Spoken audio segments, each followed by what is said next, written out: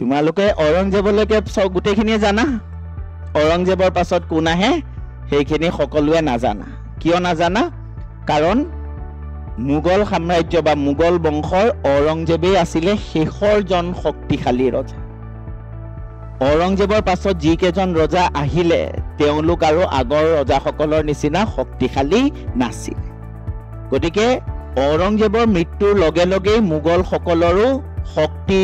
যিমান তেওঁলোকৰ ক্ষমতা আছিলে শক্তি আছিলে প্ৰতিপত্তি আছিলে সকলো ইয়াৰ পাছত লাহে লাহে কমি আহিবলৈ ধৰে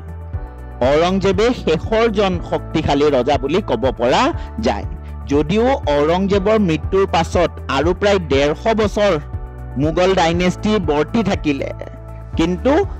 ঔৰংজেবৰ মৃত্যুৰ পাছত মোগলসকলে কেৱল নামতহে শাসন কৰি থাকিলে মোগলৰ যি শক্তি আছিলে ক্ষমতা আছিলে প্ৰতিপত্তি আছিলে সেয়া ঔৰংজেবৰ মৃত্যুৰ লগে লগে তাৰ অন্ত পৰে ইয়াৰ পাছত মোগলসকলে কেৱল নামতহে শাসন কৰে সেই কাৰণে ঔৰংজেবৰ পাছৰ ৰজাসকলৰ বিষয়ে আমি ইমান বেছি শুনিবলৈ নাপাওঁ কিয়নো ঔৰংজেবৰ পাছত ইমান শক্তিশালী ৰজা আৰু আমি দেখিবলৈ নাপাওঁ গতিকে